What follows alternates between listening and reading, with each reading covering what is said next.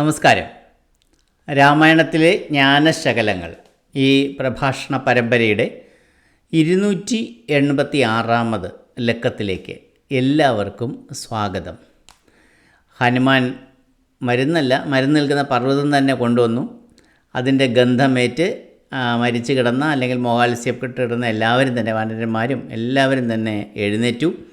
അവർ വളരെ പൂർവാധികം ധൈര്യത്തോടുകൂടി, വർദ്ധിച്ച വീര്യത്തോടുകൂടി, ആവേശത്തോടുകൂടി യുദ്ധം ചെയ്യാൻ തയ്യാറെടുത്ത് മുന്നോട്ട് വരികയാണ്. അവിടെ നിന്നുള്ളൊരു റണ്ണിങ് കമൻ്ററിയാണ് നമ്മൾ ഇവിടെ നിന്ന് നൽകിക്കൊണ്ടിരിക്കുന്നതെന്ന് കരുതുക. ഇപ്പോൾ നമ്മൾ കാണുമ്പോൾ ആദ്യമായിട്ട് നമ്മൾ കാണുന്നത് എന്താണ്? സുഗ്രീവനും അംഗദനും സുപ്രീം കമാൻഡർമാരാണ് ശ്രീരാമൻ്റെ സേനയുടെ. അവർ വാനരന്മാർക്ക് നിർദ്ദേശം നൽകുകയാണ്. അംഗദൻ നമുക്കറിയാം ബാലിയുടെ മകനാണ്, സുഗ്രീവൻ ബാലിയുടെ അനുജനാണ്. ഇവർ രണ്ടുപേരുമാണ് നേതൃത്വം നൽകുന്നത്, എല്ലാ നിർദ്ദേശങ്ങളും നൽകുന്നത്. അവർ പറയുന്നു, ആരും മാറി നിൽക്കരുത്, ഈ ലങ്കാപുരിയുടെ മതിലുകളെല്ലാം തകർക്കണം, അകത്തോട്ട് വന്നിട്ട് ഇടിച്ച് കയറണം എല്ലാവരും കൂടി. നമ്മളെ പഴയ പിള്ളേരുടെ ഡയലോഗൊക്കെ ഇവിടെ ഓർക്കും, കയറി വാടാ മക്കളെ. അല്ലെ, അടുത്ത കാലത്ത് സോഷ്യൽ മീഡിയയിൽ വൈറലായ അടിച്ച് കയറി വാ. ഇതൊക്കെയാണ് സുഗ്രീവനും അംഗദനും പറയുന്നത്. അടിച്ച് കയറി വാ എല്ലാവരും, മതിലൊക്കെ ഇടിച്ച് നിരത്തുക, എന്നിട്ട് ഇടിച്ചങ്ങോട്ട് അകത്തോട്ട് തള്ളി കയറുക. കയറിയിട്ട് ആദ്യം ചെയ്യേണ്ടത് അവിടെ കാണുന്ന എല്ലാത്തിനും, പ്രത്യേകിച്ച് വീടുകൾക്ക് എല്ലാം തീ കൊളുത്തണം. അവിടെ പൂന്തോട്ടങ്ങളൊക്കെ ഉണ്ട്, ആ പൂന്തോട്ടങ്ങളിലെ മരങ്ങളെല്ലാം വെട്ടി നിരത്തണം. സുഗ്രീവനും അംഗദനും നൽകുന്ന നിർദ്ദേശങ്ങളാണ്. ഗോപുരവാതിൽ വരെ ഒരുപാട് കിടങ്ങുകളുണ്ട്, കിടങ്ങുകൾ കുഴിച്ചിട്ടുണ്ട്. യുദ്ധതന്ത്രത്തിൻ്റെ ഭാഗമായിട്ട് കിണറുകളുണ്ട്, തടാകങ്ങളുണ്ട്. ഇതെല്ലാം നികത്തണം. ഈ ഇടിച്ച് നിരത്തിയ സാധനങ്ങളൊക്കെ കൊണ്ടിട്ടിട്ട് അങ്ങ് നികത്തിയാൽ മതി. കുറേ അധികം രാക്ഷസന്മാർ മരിച്ചു കഴിഞ്ഞിട്ടുണ്ട്, എങ്കിലും ഇനിയും കുറേ പേര് അവിടെ കാണാനാണ് സാധ്യത എന്നവർ വിലയിരുത്തുന്നു.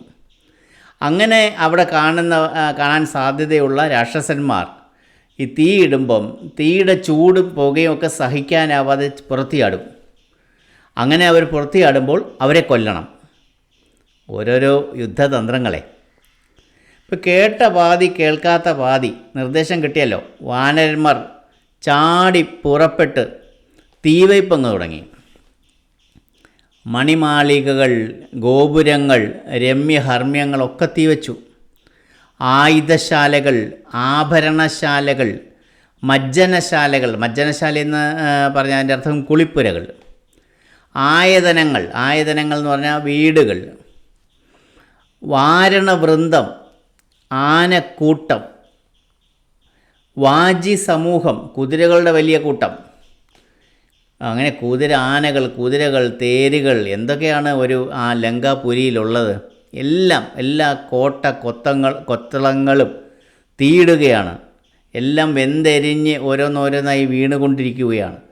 തീയും പുകയും ഇങ്ങനെ ആളിപ്പടർന്ന് ആകാശം മുട്ടെ സ്വർഗലോകം വരെ തീയും പുകയും ഒക്കെ എത്തി എന്നാണ് പറയുന്നത്.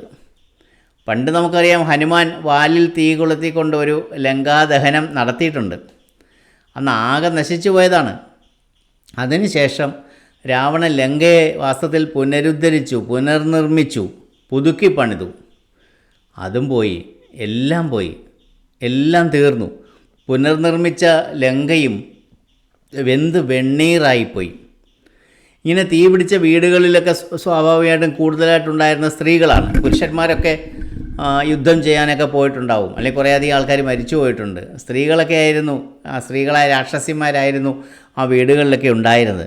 അവരെല്ലാം കൂട്ടത്തോടെ തീപിടുത്തത്തിൽ പൊള്ളലേറ്റ് മരിച്ചു വീണു. ഈ സമയത്തെല്ലാം ശ്രീരാമൻ എന്താ ചെയ്യുന്നത്? കൂർത്ത കൂരമ്പുകൾ എയ്തുകൊണ്ടേയിരിക്കുകയാണ്.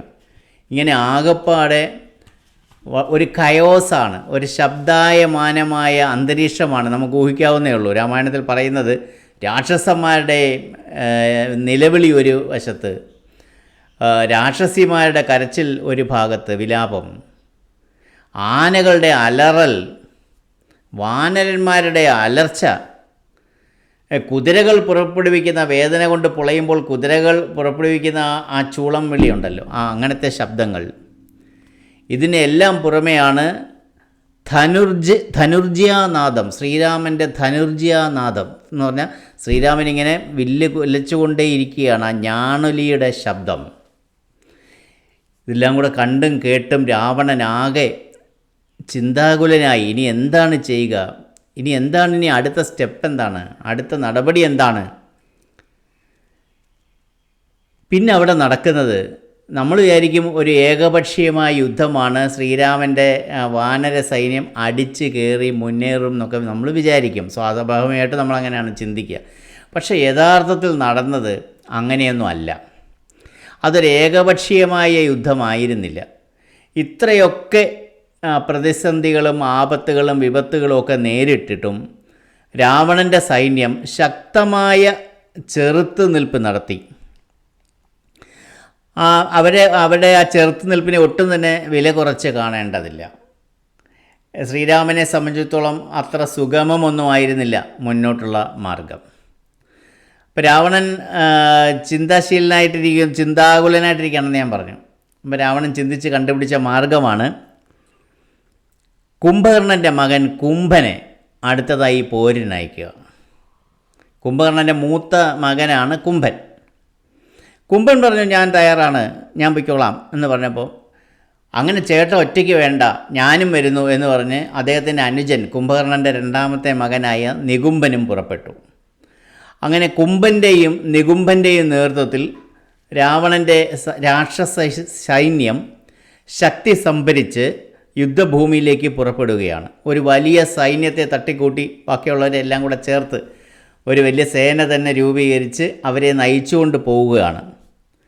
അങ്ങനെ പോകുമ്പോൾ 4 പ്രമുഖരായിട്ടുള്ള രാക്ഷസന്മാർ കൂടി അവരോടൊപ്പം ചേർന്നു. വില്ലാളി വീരന്മാരായിട്ടുള്ള യുദ്ധതന്ത്രങ്ങളിലൊക്കെ അതീവ നിപുണരായിട്ടുള്ള, ഒരുപാട് പരിചയസമ്പത്തുള്ള, വളരെ ഭീകരന്മാരായിട്ടുള്ള 4 രാക്ഷസന്മാർ കൂടി നേതൃത്വം നൽകിക്കൊണ്ട് ആ കുംഭനും നികുംഭനും നേതൃത്വം നൽകുന്ന ആ പടയ്ക്ക് മുമ്പിലുണ്ടായിരുന്നു. അവർ 4 പേരാരൊക്കെയാണ്? ഒന്ന് കമ്പനൻ, ഈ പേരുകളൊക്കെ നമ്മൾ നേരത്തെ പല പ്രാവശ്യം പറഞ്ഞു കേട്ടിട്ടുള്ളതാണ്. കമ്പനൻ, രണ്ടാമത് പ്രജംഘൻ, മൂന്നാമത് യൂപാക്ഷൻ, നാലാമത് ശോണിതാക്ഷൻ. ശോണിതാക്ഷൻ എന്ന് പറഞ്ഞാൽ രക്തം പോലെ ചുവന്ന കണ്ണുകളോട് കൂടിയവൻ. ശോണിത നേത്രൻ എന്നും അദ്ദേഹത്തിൻ്റെ പേരുണ്ട്. അങ്ങനത്തെ വമ്പന്മാരായിട്ടുള്ള 4 രാക്ഷസന്മാരും ഈ കുംഭൻ്റെ നികുംബൻ്റെയും കൂടെ പുറപ്പെട്ടു. മുൻനിരയിൽ തന്നെ ഇവരിങ്ങനെ നടക്കുന്നുണ്ട്. ഇപ്പോൾ രാത്രിയിലാണ് യുദ്ധം നടക്കുന്നത്. പക്ഷേ ഇങ്ങനെയൊക്കെ ആയിട്ടും വാനരപ്പട ഒട്ടും തന്നെ വിരണ്ടില്ല. അവർ ഭയചകിതരായില്ല. അവർ ഉത്സാഹത്തോടു കൂടി തന്നെ യുദ്ധം ചെയ്തു. 2 ഭാഗത്ത് നാശനഷ്ടങ്ങളുണ്ടായി. അല്ലാതെ കുറേ രാക്ഷസന്മാർ മരിച്ചു വീണു എന്നൊന്നും കരുതണ്ട. രാക്ഷസന്മാരും മരിച്ചു, വാനരന്മാരും മരിച്ചു.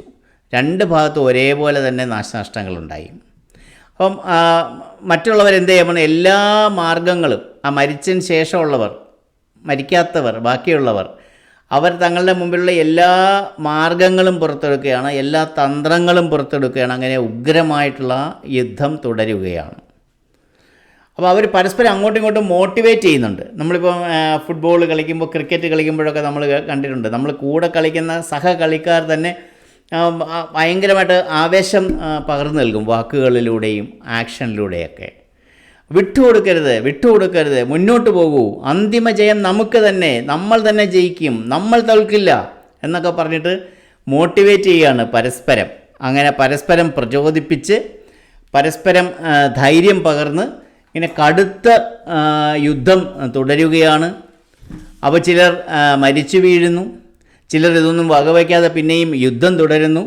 ഇങ്ങനെ യുദ്ധം തുടർന്നുകൊണ്ടിരിക്കുന്ന സമയത്തിൽ നമ്മൾ തൽക്കാലം ഈ റണ്ണിങ് കമൻ്ററി ഇപ്പോൾ ഇവിടെ അവസാനിപ്പിക്കുകയാണ്. റണ്ണിങ് കമൻ്ററി തുടരും അടുത്ത 287 ലക്കത്തിൽ. അതുവരേക്കും നന്ദി, നമസ്കാരം.